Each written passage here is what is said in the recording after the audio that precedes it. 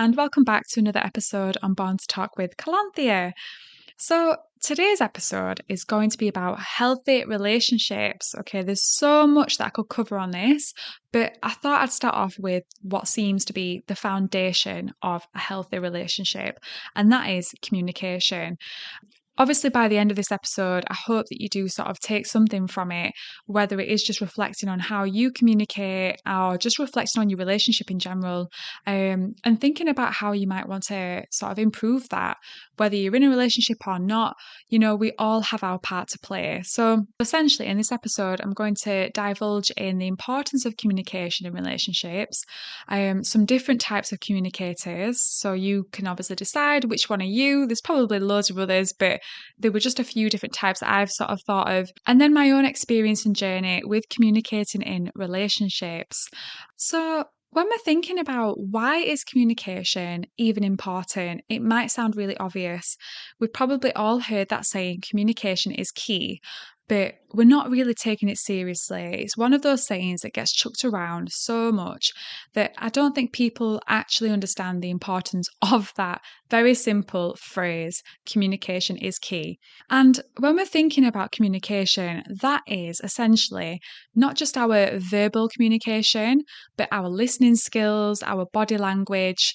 Okay, all of that ties up into communication.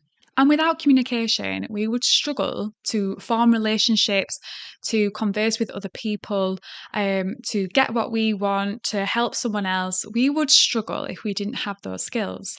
So it is incredibly important. And if you think when you are in a relationship, okay, even if you're not in one right now, when you are in an intimate relationship, you will spend a lot of your time, your life with that person. So it only makes sense to communicate really well with that person, especially if you are living with that person.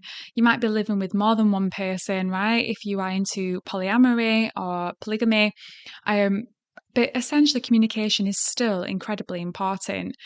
There's some shows on Netflix actually that really sort of highlight communication in relationships, and it's quite frustrating watching them. So I don't like to admit I watch trashy stuff, but my partner will definitely disagree with that. I won't watch Love Island, but I do quite like watching those shows like Married at First Sight or Love is Blind is quite an interesting one because obviously they are sort of in a pod talking to each other, they can't see each other, so they have to communicate verbally really well. And when they do form a connection, I love seeing that sort of shift in that dynamic from like how they've communicated in the pods to when they sort of actually see each other in person. Because as we know, a lot of our, a large percentage of our communication is actually non-verbal, okay, and body language. But with those shows, it's always so frustrating. You watch a couple, you think, oh, aren't they sweet? Everything seems great. But then they have one little hiccup, and one person doesn't really communicate what they're really feeling. The other person's not really too sure. And then both people, when they do try to communicate, they kind of just fall at the first hurdle. You can see they just seem so defeated by this simple, seemingly to me, simple conversation. And they get bogged down by it, right? And it crushes them. And then it feels like to them that there's just no way forward. And then they end the relationship. And I always find, when I watch stuff like that, I always pause it. And if my partner's with me, I'll be like, well, why don't they just do this? It just makes sense. Like, just talk like this, say this, and then let them know you feel this. But that's because I'm used to communicating, but I will explain my sort of experiences later on. I'm not perfect at all, but yeah, it's just interesting when you watch shows like that. So they definitely highlight the need to communicate. And I think sometimes it's easier to see someone else's problem and know how to fix it than it is when you're in it. And I do completely sort of sympathize with that. But essentially, if we really want our relationship or relationships to work, right, with other people, then we really do need to take communication seriously and, be accountable essentially for our own communication, not just focusing on what our partner is sort of, or our partners are thinking and feeling and how they're communicating, but really think about ourselves. What are we contributing? Are we benefiting the relationship with our communication skills, or are we hindering our relationship with our communication skills? So, when we're thinking about different types of communicators, I think this is really important because we need to understand where we're at, but also where our partner or partners might be at as well. So, I was reflecting on this, and whilst there's probably a whole host of different types of communicators, I've condensed it into three really obvious ones, which I think we can probably all relate to at some point. And the first one I was thinking is the one who shuts down, right? We've probably all been there. The one who shuts down, who doesn't really communicate, keeps things in, who, when their partner is talking to them about a serious topic, they freeze up, they feel like they can't contribute, their voice won't be heard, they panic, right? And they shut down essentially. But as we know, shutting down is not going to be effective if you really want to move forward. It's just going to keep you stuck. So I was thinking of that. So there's definitely the one who shuts down.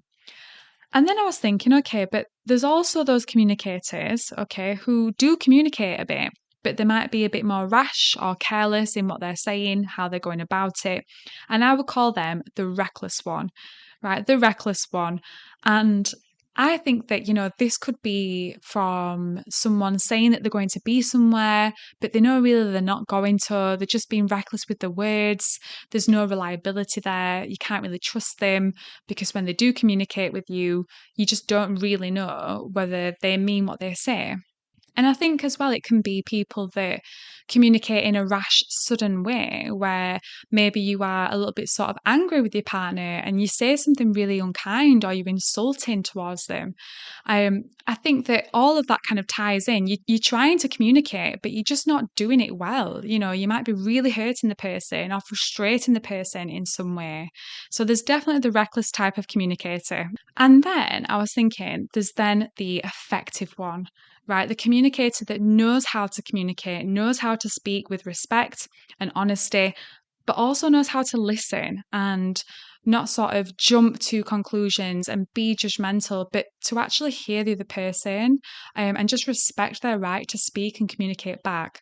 And that is going to be the effective communicator. So I know it sounds a little bit kind of condensed there, maybe a bit reductive, but that just makes sense to me.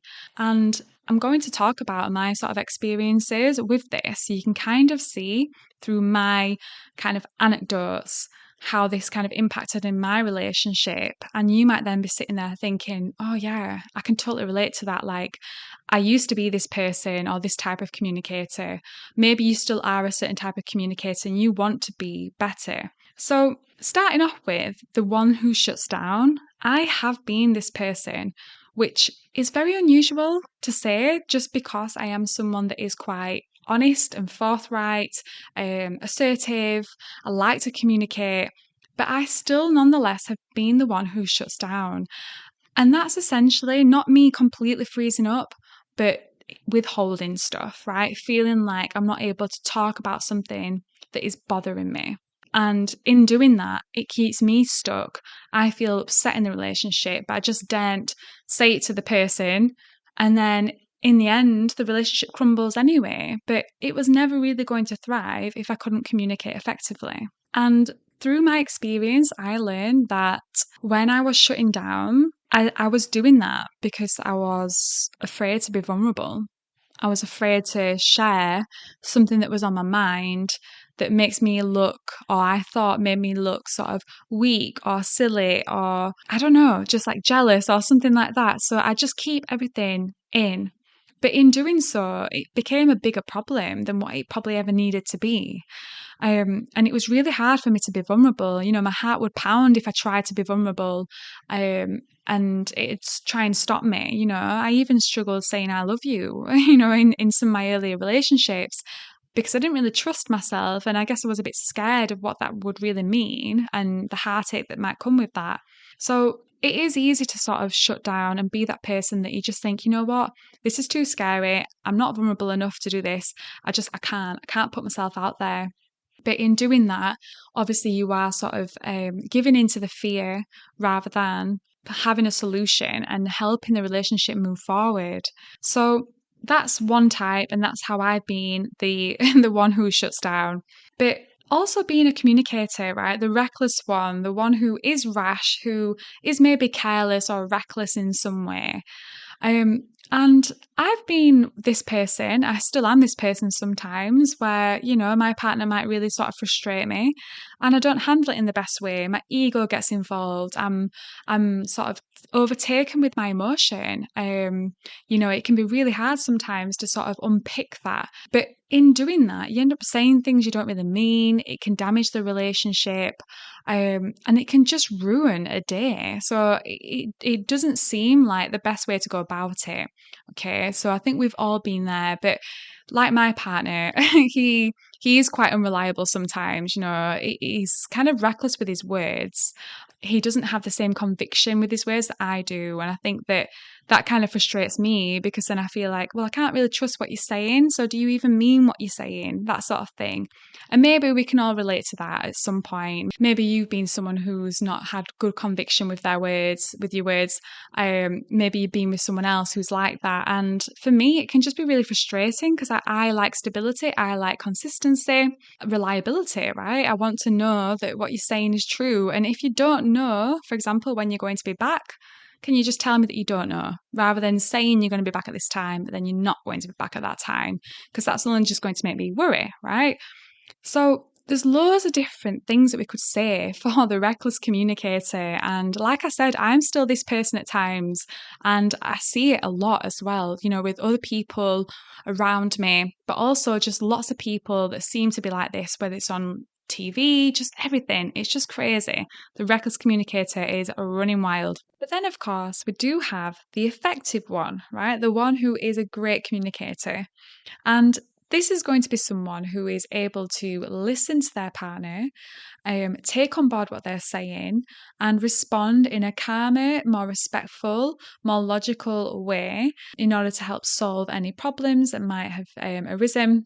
And somebody that is able to sort of share and express their views, their feelings on a subject, on a topic, right? And be vulnerable and open with the other person. That is someone who is effective. And it might be that you're in a relationship where you think, well, I am the effective one, but my partner's not. And that can be challenging. But I do think that if you really are an effective communicator, if the other person loves you and they want the best out of the relationship, they will probably be more inspired by how you are handling things and how you are communicating because you will make them feel heard and seen. So they are probably more likely to kind of give you that back. I think, unfortunately, what happens is that when we're in a relationship, if we've got two people that aren't really good communicators, okay, quite often it can become an ego battle, right? And you're not really getting to the kind of crux of the issue, the core issue, and everything's just being rushed over. And the actual main point is missing. Like no one's getting to the main actual point. And it's just because his egos are kind of wired, right? Like, you're not listening to me, you're not doing this. But if it becomes a blame game, you are never going to be an effective communicator.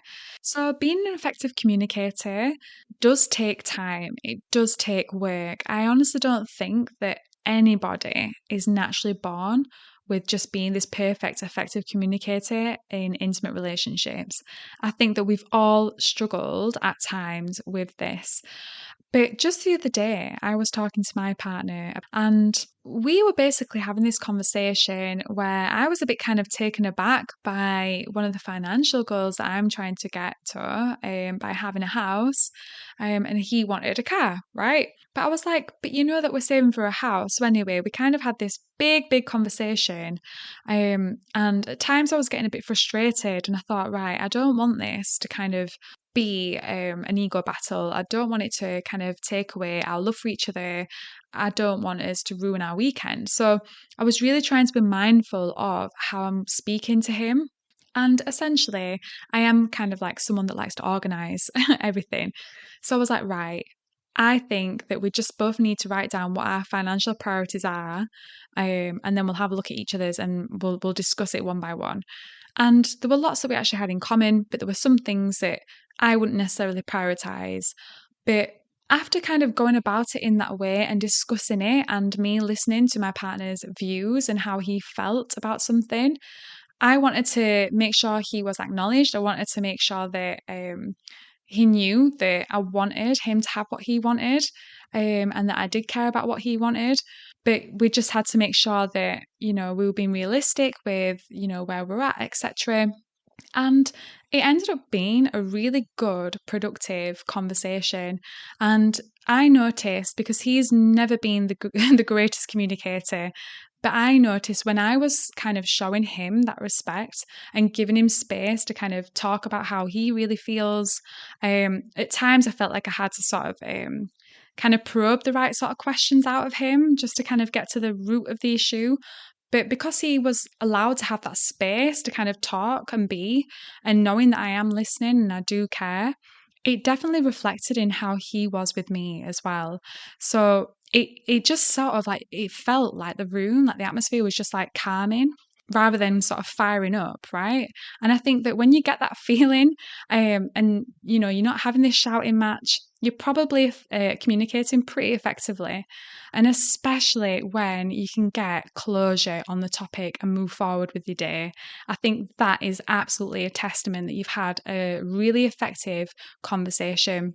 And it's not always easy to do, but I think if both partners or multiple partners, if you are in a relationship, whoever is in that relationship is willing, really willing to have a peaceful resolution, a peaceful outcome, and to show respect to one another, you absolutely can do it.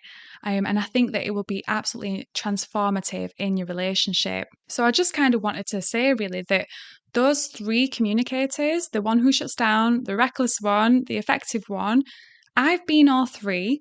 And at the moment, I oscillate between the reckless one and the effective one. So I've still got a journey, right? I still need to be better, consistently better.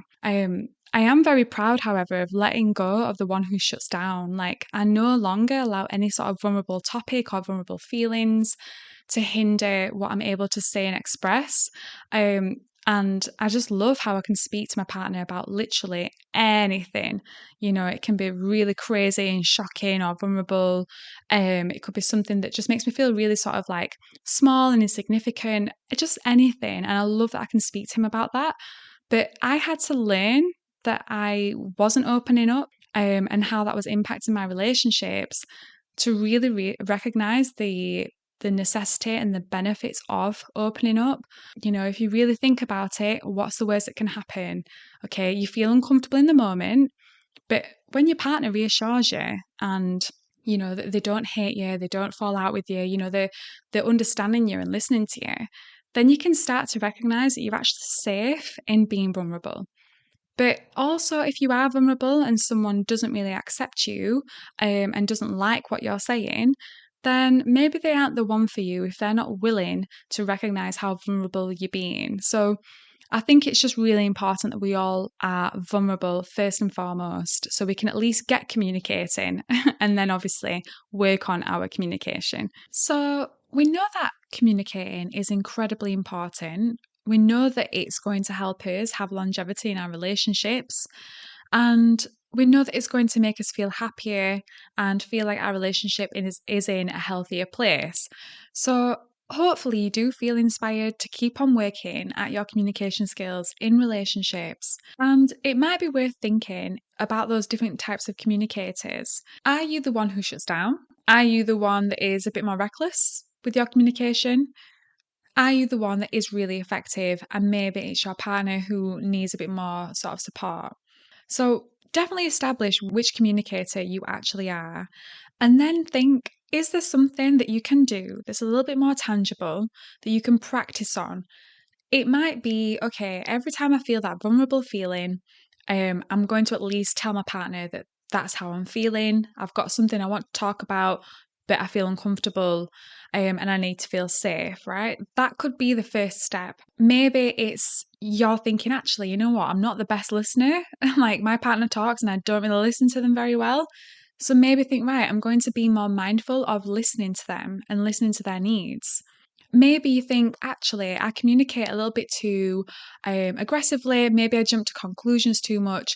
And I need to give my partner the benefit of the doubt and come to them with a problem with what I see as a problem, and be curious about the situation rather than blaming them. Because we know that that is a massive deterrent to building a healthy relationship if you keep blaming each other. So have a think about that. And I really do hope that you find, a really good way to be an effective communicator and have healthy relationships. Our society would certainly be in such a wonderful place or a better place if everybody had happy, fulfilling relationships. Obviously, we're not really taught these skills from a young age. Sometimes our parents might help us out, but I know that at school it wasn't really something that was sort of mentioned, about the dynamics in relationships and how you kind of converse in relationships. So I do think that we need to start taking ownership and setting the standard, but also sort of inspiring others to have a healthy relationship as well. And eventually that will trickle down. And I hope that, the newer generations will start to grow up with some really good tools of how to sort of be in a healthy relationship, especially having a relationship based on good communication. So I'm going to leave it there. Thank you so much for tuning in, and I will see you in the next episode next Wednesday. And remember, stay true to you, and hopefully, I'll see you soon.